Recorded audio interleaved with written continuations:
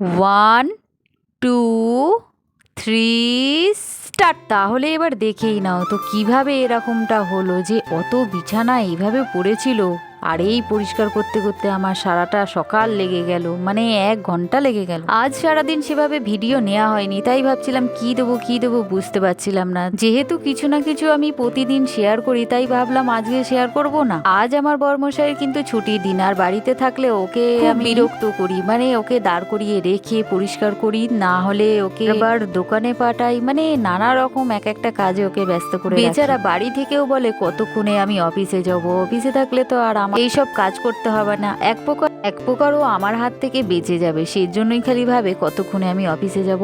তবে আজ কিন্তু আমি দোকান বাজার কোনোটাতেই পাঠাইনি, শুধু একটু দাঁড় করিয়ে বিছানাটা পরিষ্কার করছি। সবার আগে না, আমার বিছানাটা পরিষ্কার না থাকলে আমার ভালো লাগে না। বিছানা পরিষ্কার মানে নিচটাও যেন পরিষ্কার পরিষ্কার লাগে। তো যাই হোক, এবারে আমি সোজা চলে গেলাম রান্না করতে। তবে এর মাঝেও কিন্তু আমি অনেক কাজ করে ফেলেছি। আমার স্টুডেন্টদের যেহেতু পরীক্ষা চলছে, তাই ওদের একটু কিন্তু মাঝখানে পড়িয়েও নিয়েছিলাম। পড়ানো কমপ্লিট হয়ে গেছে, তারপরে গিয়ে কিন্তু আমি রান্না টান্না বসিয়ে রান্না করে খেতে খেতে প্রায় আমার আজ অনেক দেরি হয়ে গেছে। যেহেতু অনেকটা সময় আমি কোনো ভিডিও নিতে পারিনি, তাই ভাবলাম যে চলো আজ তোমাদের একটা সুন্দর রেসিপি করে দেখাবো। রেসিপিটা না একটু পরেই বলছি, তোমরা আবার দেখবে গরম ভাতের সঙ্গে ওই রেসিপিটাই খুঁজবে। জানি সবাই কম বেশি, আমাদের তো কোনোদিনই ছুটি নেই, কিন্তু বাবা মেয়ের ছুটিতে বাবা মেয়ে কি করছে দেখো।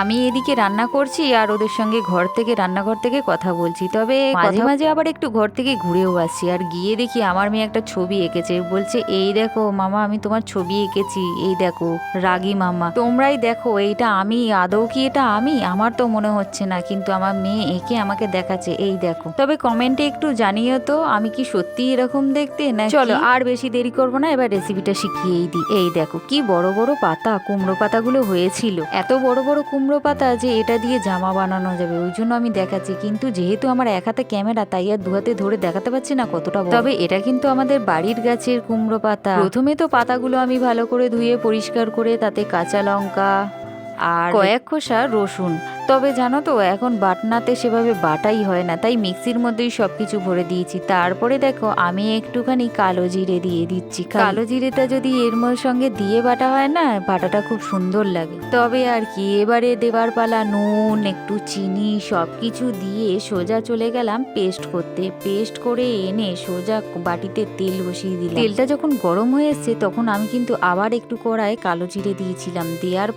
দেওয়ার পরে বাটাটা আমি এই বাটির মধ্যেই এবার তুলে দেবো, দিয়ে বেশ খানিকক্ষণ এটাকে নিয়ে নাড়াচাড়া করব। তারপরে আর কি, নাড়াচাড়া করতে করতে বাটিতে থেকে নামিয়ে নেবো। আর যখন গরম ভাতের সঙ্গে খাচ্ছি, সত্যি কথা বলছি, বিশ্বাস করো এত ভালো লাগছে। আমি তো আর কোনো তরকারিই নিইনি, এই পাতা ভাতটা দিয়েই আমার যেন ভাত খাওয়া কমপ্লিট হয়ে গেল। তো দেখে নাও কেমন লাগলো। পরের ভিডিও আবার কালকে, এখনের মতো টাটা।